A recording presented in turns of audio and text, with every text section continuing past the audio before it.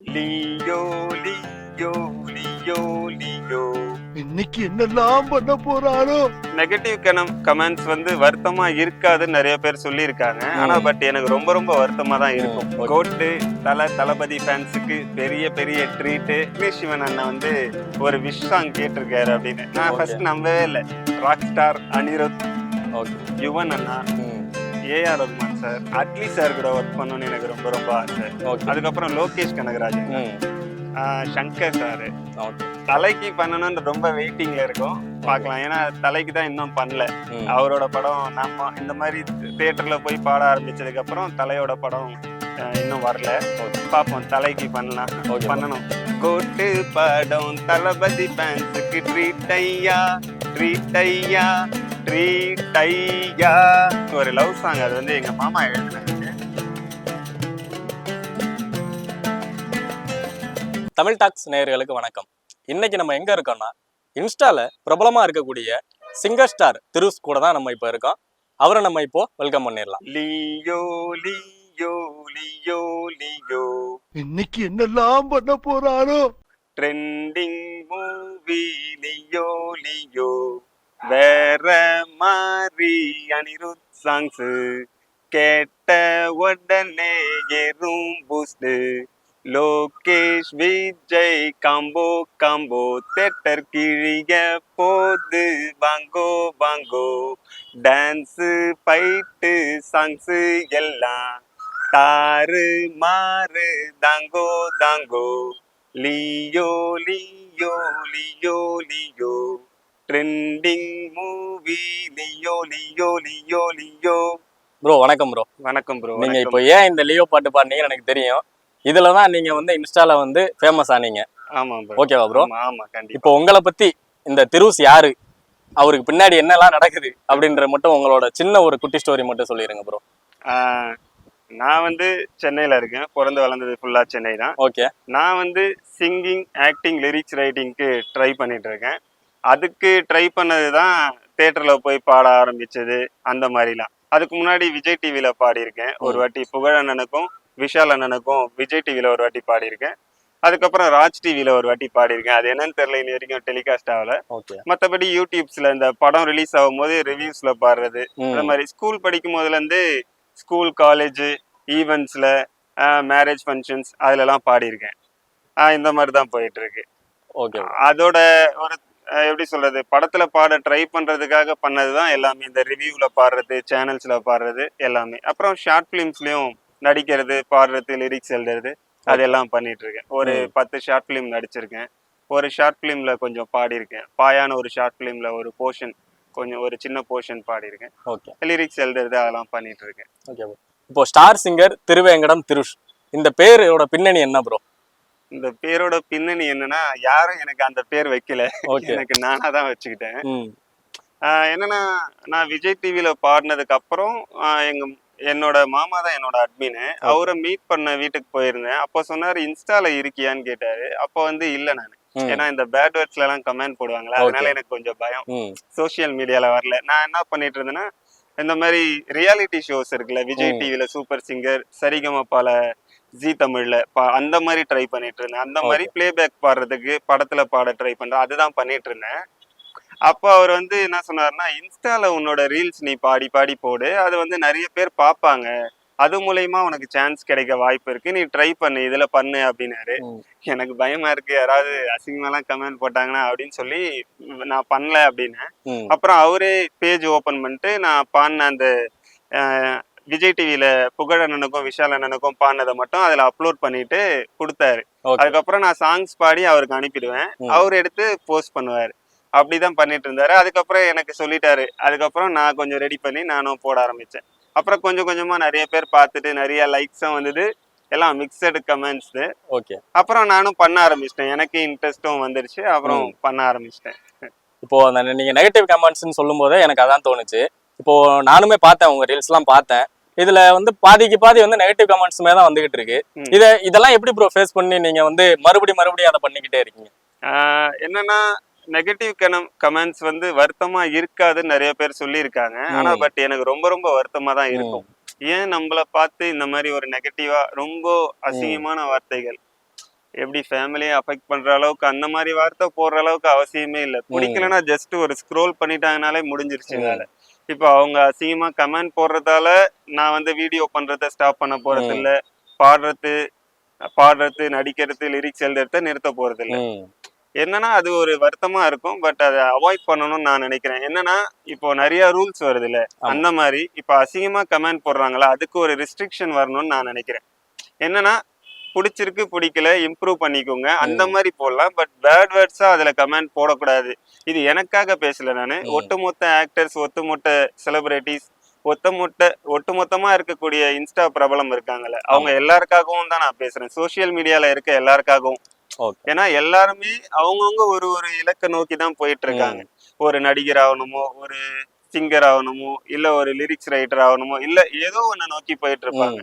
அவங்களுக்கு வந்து உங்களால முடிஞ்சா என்கரேஜ் பண்ணுங்க. இல்லைன்னா இம்ப்ரூவ் பண்ணிக்கிறதுக்கு ஏதாவது ஐடியா இருந்தா, இந்த இடம் இந்த மாதிரி மாத்தி பண்ணா நல்லா இருக்கும், இங்க கரெக்ஷன் இருக்கு, அந்த மாதிரி. எனக்கு ஒரு சிலர் கமெண்ட் எல்லாம் போட்டிருக்காங்க, அண்ணா ஒரே ட்ரெஸ்ல இருக்கீங்கன்னா நீங்க ட்ரெஸ் மாத்திக்கோங்க, அதே மாதிரி பிரஸ் மீட் போகும்போது வந்து கண்ணாடி எல்லாம் போட்டு போங்க, ஏதாவது ஜுவல்ஸ் எல்லாம் இருந்தா போட்டு போங்க அப்படிலாம் சொல்லுவாங்க. அதெல்லாம் ரொம்ப ஹாப்பியா இருக்கும். ஸ்கிரிப்ட் கேட்கும் போது நல்ல ஸ்கிரிப்டா செலக்ட் பண்ணுங்கண்ணா அப்படிலாம் சொல்லுவாங்க. ஏதோ கதை கேட்கிறோம்னா அது ரொம்ப ஹாப்பியா இருக்கும். அதை விட்டு தேவையில்லாம அசிங்கமா கமெண்ட் எழுதும் போது தான் நம்மளுக்கு ரொம்ப வருத்தம். நல்லா இல்லைன்னு சொன்னா கூட பிரச்சனை, அது கூட வருத்தமா இருக்காது. சரி நெக்ஸ்ட் டைம் நல்லா பண்ணலாம் அப்படின்ட்டு. ரொம்ப அசிங்கமான வார்த்தை வல்கரா போடும் போதுதான் அது ரொம்ப ஒரு மாதிரி மன உளைச்சலா இருக்கும்னு சொல்லுவாங்க இல்லையா, அந்த மாதிரி. அதான் ப்ரோ என்ன சொல்றாருன்னா, நீங்க வந்து அது தப்பா இருந்துச்சுன்னா அதோட கரெக்ஷனை கூட சொல்லுங்க. ஆனா வந்து பேர்ட் கமெண்ட்ஸ்ல வந்து மட்டும் ரொம்ப அசிங்கமா திட்டாதீங்க அப்படின்றதான் அவர் சொல்ல வராரு. ரீசெண்டா கோட் மூவி ரிலீஸ் ஆயிருந்துச்சு, படம் பாத்துட்டீங்களா ப்ரோ? பாத்துட்டேன் ப்ரோ. தளபதி படம் பார்க்காம இருக்க முடியுமா? கோட்டு தளபதி ஃபேன்ஸுக்கு பெரிய பெரிய ட்ரீட்டு. மரண மாஸ் தான் படம். அண்ணன் வர சீன்லாம் அப்படியே ஹாலிவுட் ரேஞ்சுக்கு எடுத்திருக்காங்க. ஃபைட் சீன்ஸ்லாம் பயங்கர ட்விஸ்ட் எல்லாமே. விஜய் அண்ணா பெர்ஃபார்மன்ஸ்லாம் பிச்சு உதறி இருக்காரு.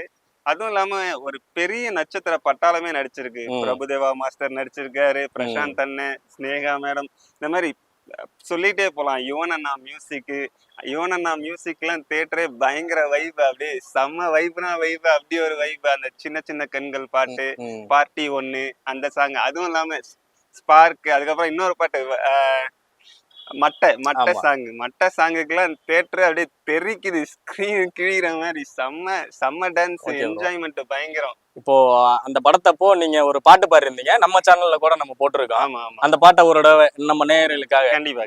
ஓகே. மருதமலை மாமணியே முருகையா, கோட்டு படம் தளபதி ஃபேன்ஸுக்கு ட்ரீட் ஐயா. மருதமலை மாமணியே முருகையா, கோட்டு படம் தளபதி ஃபேன்ஸுக்கு ட்ரீட் ஐயா, ட்ரீட் ஐயா, ட்ரீட் ஐயா. சூப்பரா இருந்துச்சு ப்ரோ. இப்போ இன்னும் ஒரு பாட்டு பாடி இருந்தீங்க, அந்த பாட்டையும் பாடிடுங்க ப்ரோ. ரைட்டு, பாடிடலாம். GOAT GOAT GOAT GOAT GOAT Thalapathy ஃபேன்ஸுக்கு treat treat treat. GOAT GOAT GOAT GOAT GOAT Vijay அண்ணன் ஃபேன்ஸுக்கு ட்ரீட் ட்ரீட் ட்ரீட். 3 எழுத்து மந்திரம், விஜய் விஜய் விஜய்.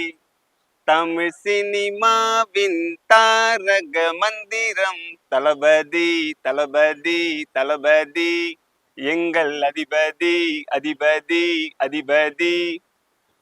விஜய் அண்ணனின் கோட்டு போடுங்கம்மா ஓட்டு, போடுங்கய்யா ஓட்டு. யுவன் அண்ணன் பாட்டு மரண மாசு ஹிட்டு. வெங்கட் பிரபு அண்ணன் டைரக்ஷன்ல மன்ன, அண்ணன் டைரக்ஷன்ல மன்ன. இந்த பாட்டு தான் பாடினேன். கேட்ட உடனே டக்கு டக்குன்னு நீங்க வந்து உங்களோட பாட்டை பாட ஆரம்பிச்சிருங்க. இதெல்லாம் வந்து நீங்க உட்கார்ந்து எழுதுறீங்களா, இல்ல வந்து ஆன் ஸ்பாட்ல வர்றதா டக்குன்னு நீங்க பாடிடுறீங்களா? இல்ல, எப்பயுமே ஒரு படம் ரிலீஸ் ஆகுதுன்னா அதுக்கு முன்னாடி அந்த படத்தோட டீடைல்ஸ் எல்லாம் கொஞ்சம் கலெக்ட் பண்ணிட்டு, முடிஞ்ச அளவுக்கு என்னெல்லாம் தெரியுமோ, அந்த படத்துல என்னென்ன யார் யாரெல்லாம் ஒர்க் பண்ணிருக்காங்க ஃபுல் டீடைல்ஸ் பார்த்துட்டு, அதுக்கேற்ற மாதிரி கொஞ்சம் லிரிக்ஸ் எழுதி ஃபுல்லா டியூன்லாம் பண்ணி ரெடி பண்ணிட்டு, எல்லாம் ஒரு வாட்டி ரஃபா ரெக்கார்ட் பண்ணி பார்த்துட்டு, ரிகர்ஸ் எல்லாம் பார்த்துட்டு தான் தியேட்டர்ல போய் பாடுவேன். Okay bro. ஜஸ்ட் அப்படியே போய் பண்றது இல்ல. ஒரு சில வாட்டி அங்க உட்காந்து எழுதி ரெடி பண்ணி பாடியிருக்கேன். மேக்சிமம் ப்ரிப்பரேஷனோட தான் போற மாதிரி இருக்கும். இப்போ இந்த கோட் பாடல தளபதி பார்க்க வாய்ப்பு இருக்கான்னு தெரியல, நீங்க தளபதியை பார்த்திருக்கீங்களா? தளபதியை ஒரு வாட்டி பார்த்திருக்கேன். அப்படியா அது வந்து ஒரு பெரிய பயங்கரமான ஹாப்பியான மூமெண்ட். பார்த்திருக்கேன். ஓகே, அந்த மூமெண்ட்ஸ் பத்தி கொஞ்சம். 10th 12th மாணவர்களுக்கு வந்து அந்த விருது வழங்கும் விழா நடந்ததுல, அப்போ நான் வந்து விஜேவா ஒரு சேனல்ல போயிருந்தேன். அப்போ தளபதிய நேர்ல பாக்குற வாய்ப்பு கிடைச்சது. அண்ணா அப்படியே ஒரு ஒயிட் ஷர்ட்ல ஒரு காப்பு அழகா அப்படியே சும்மா நச்சு நடந்து வந்தாரு. அப்ப பார்த்தேன். மேல இருந்து எல்லாருக்குமே ரொம்ப கியூட்டா, அவருக்கு இருக்க பொறுமை எல்லாருக்குமே வருமான்னு எனக்கு தெரியல. அவ்வளோ பேருக்கு அப்படியே முகம் சுழிக்காம அவ்வளவு நேரம் நின்று ஒரு சிரிச்ச முகத்தோட அழகா பொறுமையா கொடுத்துட்டு இருந்தாரு. கிட்ஸ் எல்லாம் அவருக்கு ரோஸ் எல்லாம் கொடுத்தாங்க. நிறைய பேர் கிஸ் பண்ணாங்க, நிறைய பேர் ஹக் பண்ணாங்க. ரொம்ப ரொம்ப கேஷுவலா எல்லாருக்கிட்டையுமே சாப்பிட்டீங்களா, வீட்டுல எப்படி இருக்காங்க, நல்லா படிங்க, எல்லாருமே நல்லா ஹெல்த்தை நல்லா பார்த்துக்குங்க, அந்த மாதிரி ரொம்ப சூப்பரா பேசினாருன்னு நிறைய பேர் சொன்னாங்க. நான் நிறைய ஸ்டூடெண்ட் கிட்ட பேசினேன். அவங்களுக்கு தளபதி கையில வாங்கினது ரொம்ப ரொம்ப ஹாப்பி. 10th முடிச்சவங்க என்ன சொன்னாங்கன்னா, நான் 12thலயும் தளபதி கையில வாங்கணும், அதனால நான் 12th இன்னும் நல்லா படிப்பேன். என் தம்பி 9th படிக்கிறான், அவன் 10thல நல்லா வாங்கணும்னு இப்பத்துல இருந்தே அந்த மைண்ட் அவனுக்கு வந்துருச்சு. நல்லா படிச்சு விஜய் அண்ணா கையில நான் வாங்கணும் அப்படின்ற அந்த ஒரு மைண்ட் செட்டுக்கு போயிட்டாங்கன்னும் போது ரொம்ப ரொம்ப ஹாப்பியா இருந்துச்சு. இப்போ இன்னொன்னு என்னன்னா, இந்த நேம் வச்சு நீங்க வந்து பர்த்டே விஷா இருக்கட்டும், அவங்களுக்கு எதனா ஒரு வாழ்த்து தெரிவிக்கிற மாதிரியான சில விஷயங்கள் வந்து இந்த நேம் வச்சு நம்ம வந்து பாடலாம் அப்படின்ற கான்செப்ட் எப்படி ப்ரோ உங்களுக்கு வந்துச்சு? அது எப்படின்னா, இன்ஸ்டா ஓபன் பண்ணிட்டு சாங்ஸ் எல்லாம் போட்டுட்டு இருக்கும் போது கொஞ்சம் செலிபிரிட்டிஸ்க்கு எல்லாம் பர்த்டே வந்துட்டு இருந்தது. அப்போ நான் ஜஸ்ட் யோசிச்சு ஃபர்ஸ்ட் கமல் சாருக்கு அந்த மாதிரி எல்லாம் பண்ணிட்டே இருந்தேன். அந்த மாதிரி தொடங்கினதுதான்.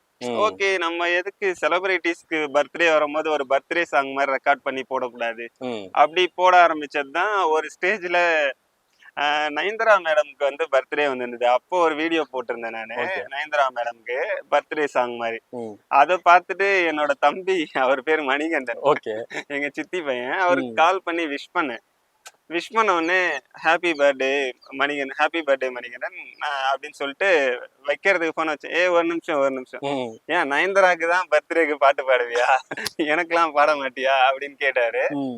அப்போதான் சரி ஓகே கேட்கிறாருன்னு, சரி ஓகே ரெடி பண்ணிடலாம்னு சொல்லிட்டு அப்போ ரெடி பண்ணதுதான் ஹாப்பி பர்த்டே மணிகண்டன். அது வந்து ஒரு வேற எங்க பேஜ்ல 1 மில்லியன் தாண்டி போயிட்டு இருந்தது. வேற ஒருத்தர் அதை எடுத்து அவங்க பேஜ்ல போட்டிருந்தாரு. அது 6.5க்கு மேல போயிருந்தது. 6.5 மில்லியன் தாண்டி போயிருந்தது.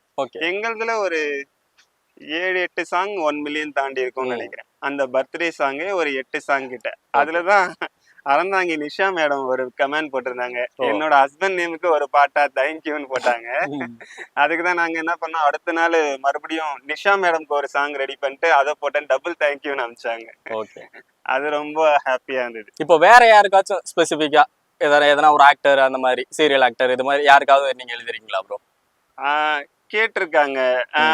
விக்னேஷ் சிவன் அண்ணனுக்கு ஒரு வாட்டி எனக்கு ஒரு டெக்ஸ்ட் வந்தது. என்னோட அட்மின் பார்த்துட்டு சொன்னாரு, விக்னேஷ் சிவன் அண்ணன் வந்து ஒரு விஷ் சாங் கேட்டிருக்காரு அப்படின்னு. நான் ஃபர்ஸ்ட் நம்பவே இல்லை. சும்மா கலாய்க்காதீங்க போன அப்படின்னு சொல்லிட்டு, நீ போய் சேட்ல பாரு, அது விக்னேஷ் சிவன் அண்ணன் தான் அப்படின்னு. அப்புறமா ஓபன் பண்ணி பார்த்தா விக்னேஷ் அண்ணன் அவரோட பேஜ் தான், விக்னேஷ் அண்ணன் பேஜ் தான். ஓகே, என்ன மாம்ஸ் கேட்டிருக்காரு அப்படின்னா, நீயே டெக்ஸ்ட் படி அப்படின்னாரு. அவரோட ஃப்ரெண்டுக்கு என்கேஜ்மெண்ட் போல, அதுக்கு ஒரு சாங் வேணும், நான் வந்து இங்க டிஸ்பிளேல போடுறேன் அப்படின்னு சொல்லியிருந்தாரு. உடனே வந்து ரெக்கார்ட் பண்ணி அவரோட ஃப்ரெண்டு நேமுக்கு அந்த என்கேஜ்மெண்ட்டுக்காக வாழ்த்துக்கள் ரெடி பண்ணி அதை அமிச்சேன். ரெண்டு மாடல்ல அமுச்சு விட்டேன்.